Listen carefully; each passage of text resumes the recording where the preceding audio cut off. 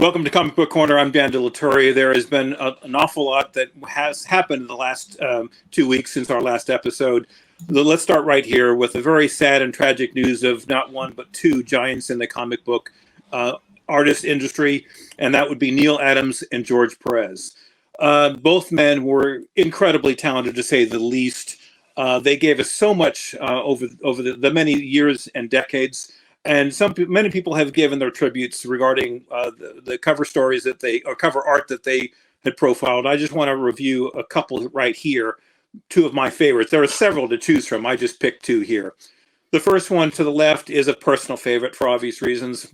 Anyone who knows me knows that I love the Defenders. Neal Adams did the cover for Marvel Feature #1 back in 1971. An outstanding cover, and it was a very, very special issue for my favorite team. To the right, for George Perez, again, there were several to choose from. I just picked this one. This is Avengers 184. Look at the proportions on that. That is, by the way, one of my favorite villains, the Absorbing Man. Both men had talent like you can't believe, and especially their passing has affected many of us. But for we older collectors, before cell phones and computers and DVDs and whatever else we had, or what we have today rather, all we had were the images on our comic book pages. And these men helped us guide through the storyline like no other. And we loved them so much, we started collecting them. That's how collecting happened in the first place. Both these men will be missed. Neal Adams was 80, and George Perez was 67 years old. We respectfully move on to our next segment, and that is the Moon Knight series. The Moon Knight series ended on this past Wednesday with episode 6. I love the series, but it did get mixed reviews. Some were very, like me, my friend Newbie gave it, he was very polite, but he said it didn't really fit him, and that's totally fine. Others were pretty savage regarding, it just didn't work for them, and I think that was very unfair. This was a very, very deep and very, very thoughtful and complex series. And regarding my predictions, I had thought that the Rama-tut character might show up in episode 5 or 6. Well, that didn't happen because something that they did, which no one expected, myself included. The Moon Knight series was a standalone series. And it was the only one in the Disney Plus series that was a standalone. WandaVision, Loki, Hawkeye, and the Winter Soldier, what was it? The Falcon and Winter Soldier were all interwoven in the Marvel Cinematic Universe. Moon Knight was not. Now, what was so special about this episode was a number of things. One, the outstanding, incredible acting of Oscar Isaac. The story sets up where they're setting up the Moon Knight the character by doing a very detailed background. Now, Marvel has had a history of not being afraid to talk about personal dilemmas that we have in society. And they cover things like alcoholism, drug addiction, racism, sexism. And in this particular case, they tackled the subject of multiple personality disorder.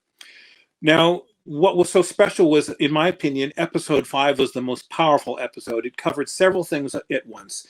And as an older person in the comic community, I wanted to share some things that you might have missed. And it hit home with me.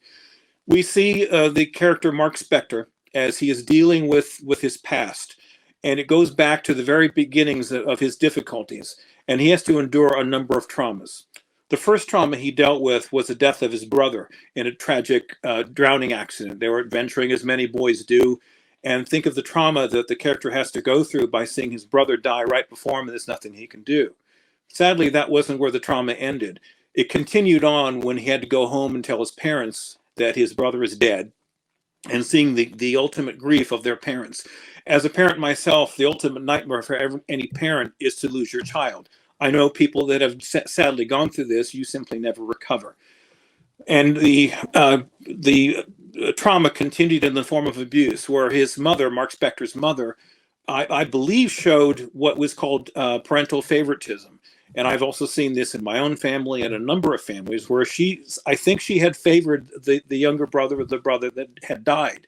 And so after this trauma, she loses all self-control and starts to take revenge on Spector, and through the form of child abuse.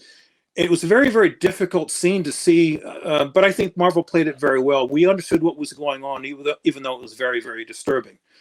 Lastly, the trauma ended when the character Mark Spector has to see his father not strong enough to deal with his mother, who's simply lost all control.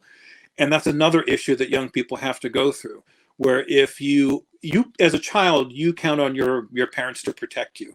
And after abuse, trauma after trauma, the character Mark Spector has nowhere else to run except to the only place that he knows that is safe, his own mind. And if you escape into your own mind, there are a number of things you can do. In this particular case, Mark Spector starts creating his own world by creating different personalities, starting with a character called Stephen Grant. Stephen Grant was his way to protect the most special part of himself. And they started to live as this multiple personality in their adult years as he leaves home, because there's nowhere, he doesn't seem to have a home anymore and wants to venture off on his own. All the while, the god Khonshu is observing this whole thing and thinking that this is the perfect subject for his avatar, which we find out in I think episode 3 or 4. This is very, very deep, and this is very, very heavy. But again, seeing the tragedy and the pain that this character goes through really hit home with me. I can't thank Oscar Isaac enough for an outstanding performance. He played several characters all at once. He played them flawlessly. And I look forward to the next episode. If they have an episode 2, there's right now no signing, but I think that this character will be back. But the good news is, if Moon Knight does come back, now that he has made peace with himself and his other selves, he will be a more effective superhero moving forward. And that's, again, what I took out of this whole series. It was extremely moving, and I highly recommend it. And if you haven't seen it, if you looked at it from the standpoint of you just simply wanted action, look at it from a different perspective. I really appreciate this, and I can't thank Oscar Isaac and the whole team that puts this together. And again, I do hope there is a second season of this. Let's move on to the Doctor Strange movie. Now, I had originally thought that I could sort of give a review without spoiling anything, but unfortunately, if I start going down that road, I will spoil it. I mean, there are people that have sort of given the spoiler, so if you want to see that, that's fine. There's only a few things I will say about this movie. First of all, Patrick Stewart, who everyone knows was in this movie. People were wondering when speculation that he was actually going to be in the movie. They thought, no, he can't be in there. He's too old. I think he's pushing 90 years old. Well, again, as an older person myself, I don't plan on dropping dead tomorrow. And there are actors that I've known throughout Hollywood. Hollywood's been around for 100-something years. Some actors are very long-lived. They can live up until 100 or so and act and work all the way up until the last day of their life. If you haven't seen it, do see the Doctor Strange movie, because Patrick Stewart does do an outstanding job because he's such a veteran actor. It is a continuation of WandaVision, and that's as far as I'll go with it.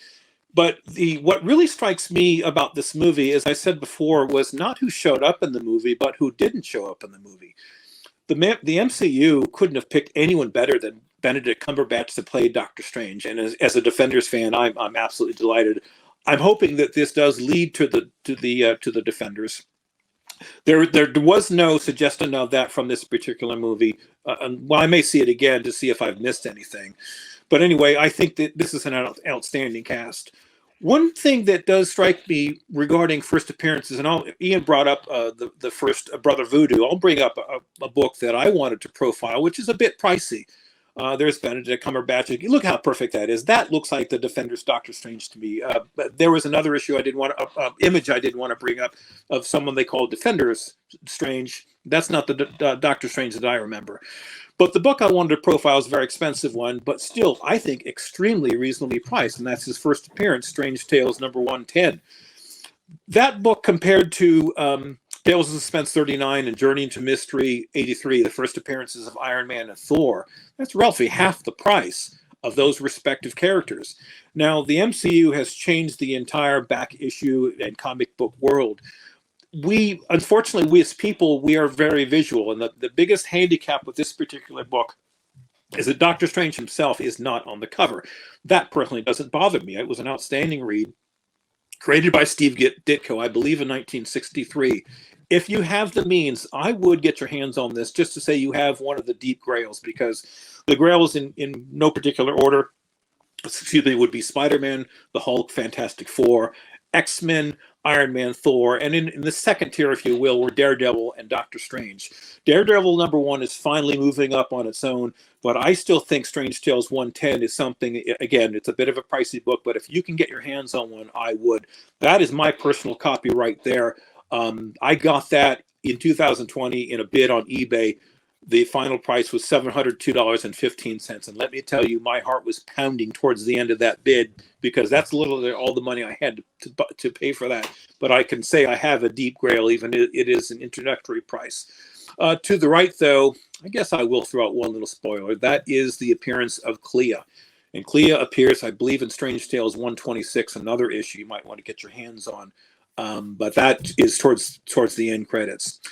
Next, at the next episode, we probably will get into the Doctor Strange movie in more detail. I do want to go and profile regarding where I think they're going with the MCU, but I also want to have a discussion regarding the sales of comics are going down. The ones you could still get your hands on are the Marvel Silver and Bronze Age, and I want to talk about why, because if you have a better understanding of why the Silver Age and Bronze Age was so popular, you'll understand why the comics are so popular and so expensive. For the Ian Hoodrat Network, I'm Dan De La Torre, and this is Comic Book Corner.